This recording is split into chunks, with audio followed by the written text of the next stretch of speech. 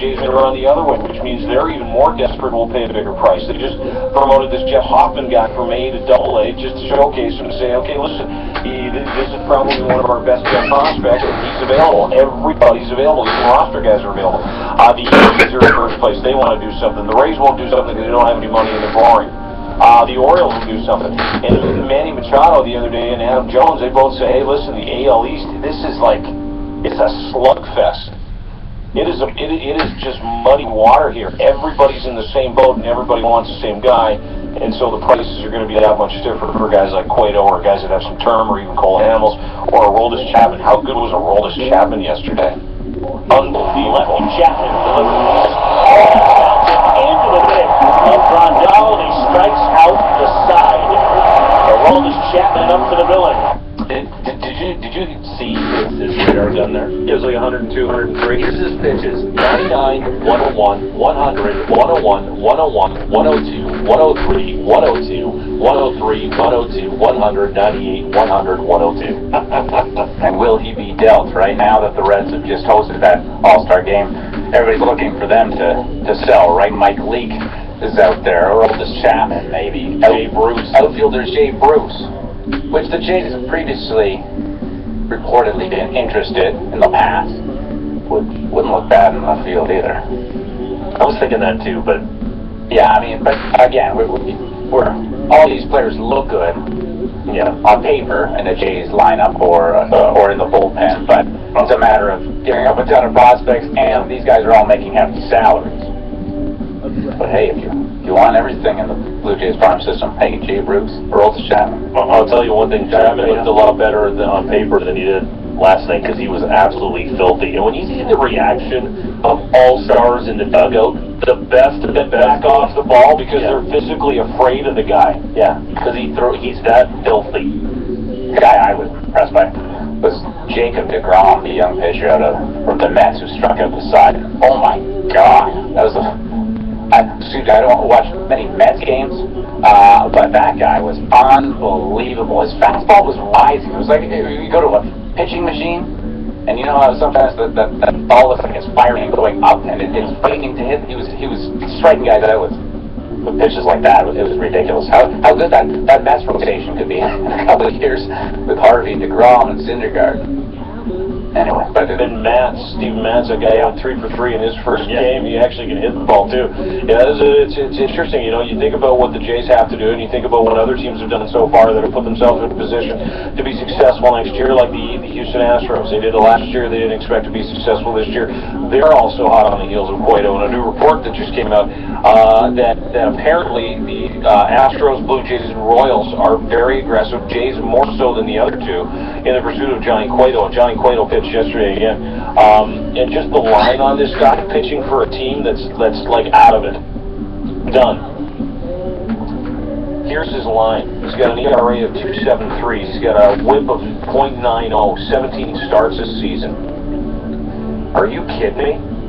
How do you not want that guy in the Blue Jays lineup? Well, Jeff Blair was on Davidson along with JP Morosi, who had Blair on the show. They were talking about maybe Alex, and Blair thinks that Alex wants to get a pitcher who's got some term if he's going to have to part with some prospects, and that kind of makes sense, the MO of Alex Anthopoulos and the Blue Jays. And it could have got like big game James Shields from the San Diego Padres, even an Andrew Cashner, guys who have some term left, come to the Blue Jays because Alex will Shields only has a couple years left. I mean, he signed a short-term deal that was front-end loaded. It's got some go, but it's not a lot of term. It's enough term that you can justify spending that money. But whether or not you're going to be able to part with a guy like, and this was apparently the asking price from what I understood from Bob the other day on Primetime Sports.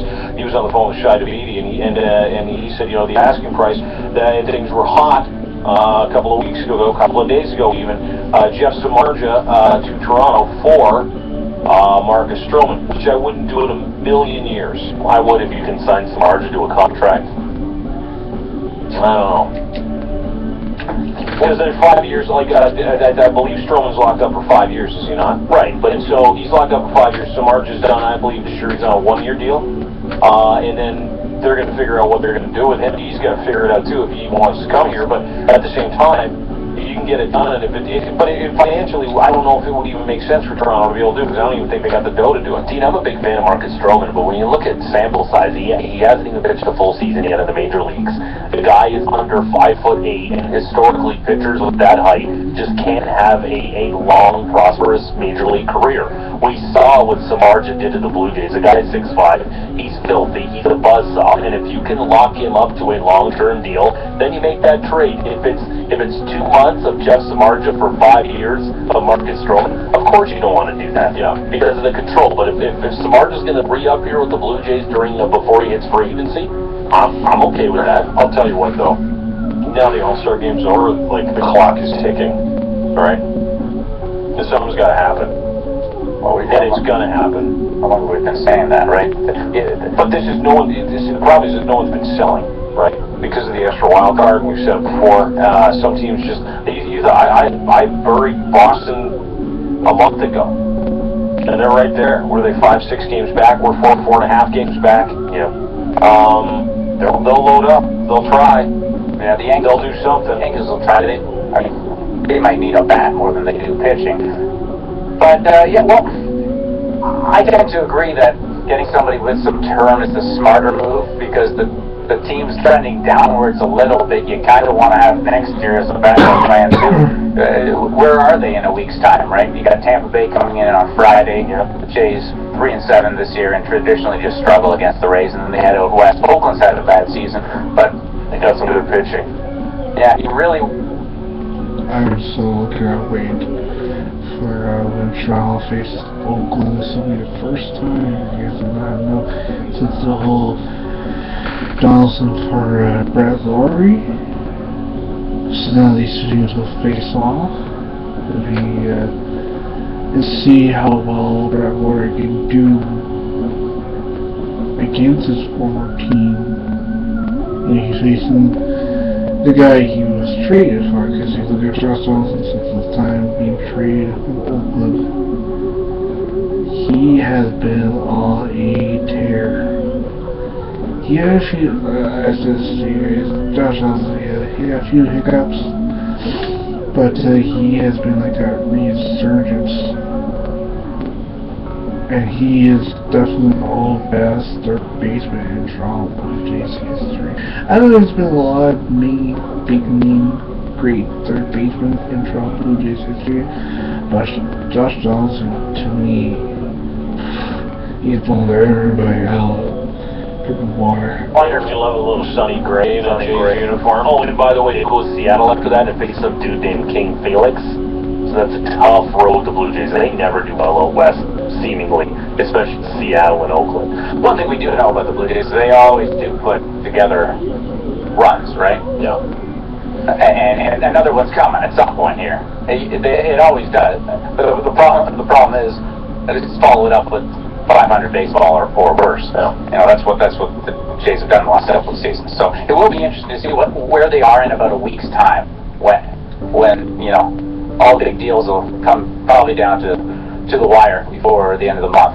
So where are the Jays, and how does that determine what they do if you know, if they're right in the mix where they are, or 2-3 games back, or if they fall back to 7 games back? Because then It's harder to sell. You can't, like, listen, we get more desperate as fans when they're 7-8 games back. We're still desperate. There's still an opportunity, though. You still think there might be a chance. But Alex, you know how hard it is for Alex Anthopoulos to sell that to the people that need to be sold? You know how hard it is for him to go up the chain and say to Edward and say to everybody else involved, hey, listen, this is still doable. You guys can't throw this, as opposed to now. See, and that's why, and I've said this before and I'll say it again, now is the time for Alex to start really selling whatever he has to sell, because you're 4.5 games out of the AL East and the wild card. You're relevant. You're there. You're in the conversation. You have the best offense in baseball, bar none. It's not even worth discussing. You have a window, because a couple of those pieces in that offense are gone soon. You do whatever it takes. You look back a couple of months and you look at the Shanahan plan. You look at the Shanahan plan, and you phone Brendan and you say, hey, what did it take how did you sell everybody on this? Because it's only money. It really is. It's only money and prospects. And it's there. Like, it's right there. It's never been more there in the last 23 years, 22 years. It hasn't. So to waste this golden opportunity to wait and lose bargaining power when you're 7 or 8 games out makes zero sense to me. That is why you have to do this now. But to me, that's if this team is 7 or 8 games back, why would you mortgage a future for something that looks like I agree. unattainable? As a fan, if they're 7, 8 games out and Don't do it. 10 days, I don't want to see them risking But the and that, either. and that's what they're going to do. That's what I agree with you. But that's why I'm saying now it's so important. Right, but, yeah. But still, has the market completely thawed, and we'll ask JP Morosi. Well, there's no market right now, though, right? Well, that's the problem. You can't, because correct me if I'm wrong, but this we've said it a million times. This extra wild card is a big. It has really changed the landscape and the timing of when these deals get done. Yeah. Because not many people are out of it, but not as many teams are out of it. But there's some teams that are open for business. Yeah. The Reds now, all their games done. Now they're going to trade some